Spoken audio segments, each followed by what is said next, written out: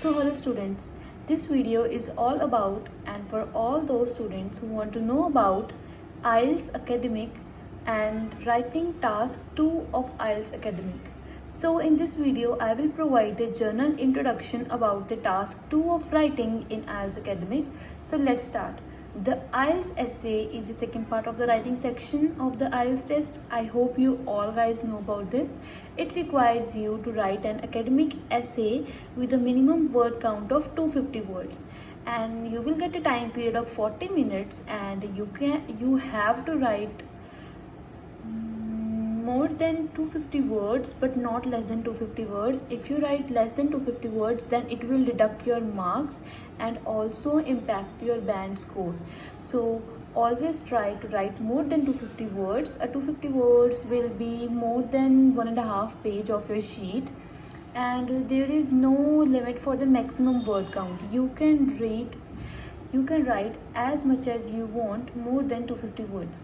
And overall score जो आपकी writing section का होगा वो बेस्ड होगा आपके राइटिंग टॉपिक 2 के ऊपर, ठीक है. सो मतलब कि more than 2/3 of your overall score of writing section is based on your writing task 2. So there are 4 different parts of writing task 2 on the basis of which your scores are calculated. First of all is task response, TR. Task response refers to whenever you get any topic. For example, you get a topic to write about education and write to have education of, or you can say importance of practical knowledge to the students of schools. So you have to write all the relevant points that a student needs and which are important to have the students according to the practical knowledge they must have. For example, you can write all the students must have the knowledge how to manage their own funds and how to open their bank account and accounts उनको आना चाहिए and business studies के subjects उनको आने चाहिए. तो ये सब कुछ अगर आप बताएंगे तो टॉपिक रेलिवेंट होगा. सो अगर आप इससे हटके कुछ बताना शुरू कर देंगे कि आजकल सिर्फ थ्योरी बताते हैं, प्रैक्टिकल नॉलेज नहीं बताते हैं, हमें थ्योरी के बारे में अगर आप पूरा बताने लग जाएंगे तो वो आपका रॉन्ग जाएगा. So you all have to write according to the task. जो आपको क्वेश्चन गिवन है उसके अकॉर्डिंग ही आपको अटेम्प्ट करना है. सो अगर आप उसके अकॉर्डिंग ही अटेम्प्ट करेंगे then your one part which is task response is fulfilled. So for example यहाँ पे भी जैसे दिया हुआ है, if your essay asks you to write the problems faced by the cities because of rapid urbanization. अब आपको प्रॉब्लम्स बतानी है कि रैपिड अर्बनाइजेशन की वजह से कौन कौन सी प्रॉब्लम्स सिटीज़ को फेस करनी पड़ रही हैं. तो अगर हम बताएं कि कौन कौन सी प्रॉब्लम्स हो सकती है, एक तो लैक ऑफ अकोमोडेशंस आ सकती हैं, rapid population, a lot of pollution और नॉइज़ पोल्यूशन, एयर पोल्यूशन, और ट्रीज़ नहीं हो पा रहे हैं, लैंड बहुत कम रह रही है. सो ये डिफरेंट सॉर्ट ऑफ प्रॉब्लम्स जो कि सिटीज़ को फेस करनी पड़ रही है वो हम बताएंगे, ना कि इसमें हम कॉजेज़ बताने शुरू कर देंगे कि आखिर क्यों अर्बनाइजेशन हो रही है, कि lack of opportunities and a lot of people are moving towards the urban areas due to their lavish lifestyles. तो हम ये सब नहीं बताएंगे, जो टॉपिक में पूछा है हमने वही बताना है. सो फर्स्ट टॉपिक एंड आपको पता होगा एंड आपको क्लियर हो चुका होगा कि टास्क रिस्पॉन्स क्या है. Second is cohesion and coherence. Cohesion and coherence, CC. Coherence means that your essay is easy to read. अब जो आपने ऐसे लिखा है it must be easy to read and understand which goes with the handwriting and language use in the essay. जो आपने hand writing use की है and जो आपने ऐसे में लैंग्वेज यूज़ की है वो जो रीडर है उसको क्लियर होनी चाहिए. तो ये नहीं है कि आप बहुत गंदी हैंड राइटिंग करके आएंगे या फिर अपना सारा टाइम हैंड राइटिंग ब्यूटीफुल करने में ही अटैम्प्ट करने में लगा देंगे.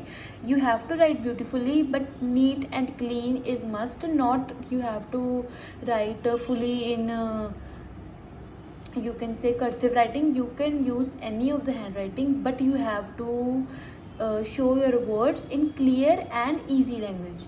Second is cohesion. Cohesion means essay stays on the topic, does not provide any irrelevant or redundant details. Same as that, जैसे हमने एग्जाम्पल में अभी डिस्कस किया था कि अगर उन्होंने हमसे सिटीज़ की रैपिड अर्बनाइजेशन के बारे में प्रॉब्लम्स पूछी है तो हम वो प्रॉब्लम्स ही बताएंगे, pollution, lack of accommodation, blah blah blah, but you don't have to tell the causes of urbanisation like lavish lifestyles and lot of income is attracting. ये सब कुछ हम नहीं बताएंगे, तो हमने टॉपिक पे ही स्टे रहना है. नेक्स्ट वन, कोहेजन में और क्या क्या आता है.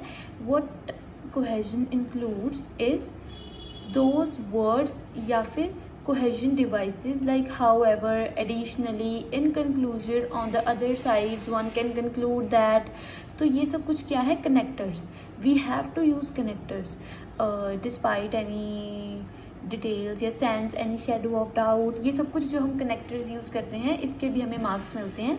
अगर हम कनेक्टर्स बिल्कुल भी यूज़ नहीं करेंगे सो हमें 6 या 6 से कम बैंड्स मिलते हैं इस पार्ट में, और अगर हम कनेक्टर्स यूज़ करेंगे तो हमें 7, और अगर हम बिल्कुल अप्रॉक्सीमेटली बिल्कुल अप्रोप्रिएट कनेक्टर्स यूज़ करेंगे तो हमें मोर देन 7 बैंड्स मिलेंगे इस पार्ट में.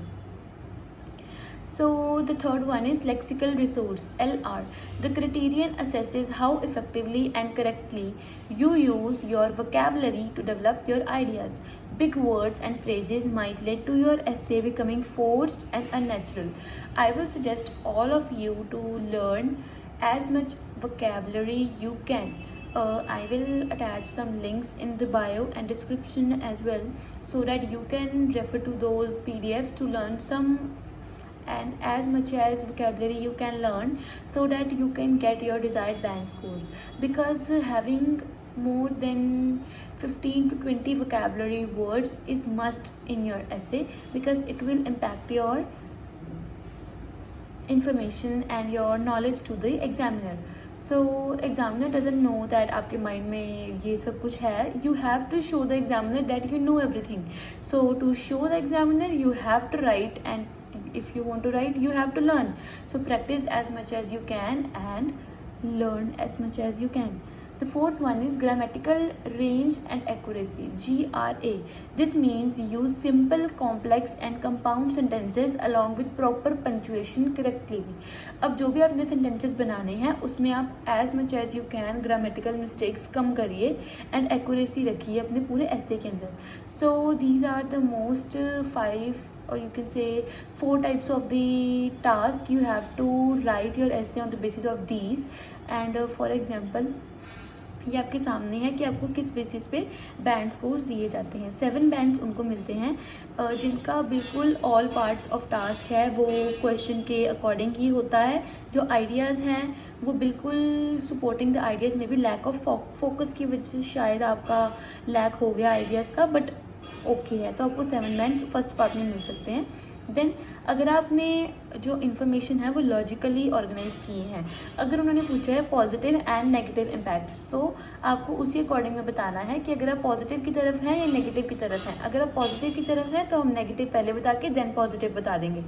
जिसकी तरफ आप होंगे आपने वो चीज़ बाद में बतानी है in the 3rd paragraph. And 4th में तो आपको कंक्लूजन आता है. आई होप आप सभी स्टूडेंट्स को ये तो पता होगा कि आपने 4 पैराग्राफ्स बनाने होते हैं. First one is for introduction and 2 paragraphs आपने बनाने होते हैं कि आप एग्री हैं या डिसएग्री हैं, और अगर आप सम एक्सटेंट ऑफ एग्री हैं तो आपने एक एग्री का बनाना है and 3rd one is disagree का बनाना है. एंड उसके बाद आपने 4th वन में कंक्लूजन बताना है जिसमें आप जितना भी आपने टोटल बताया उन सब का आप कंक्लूजन करेंगे.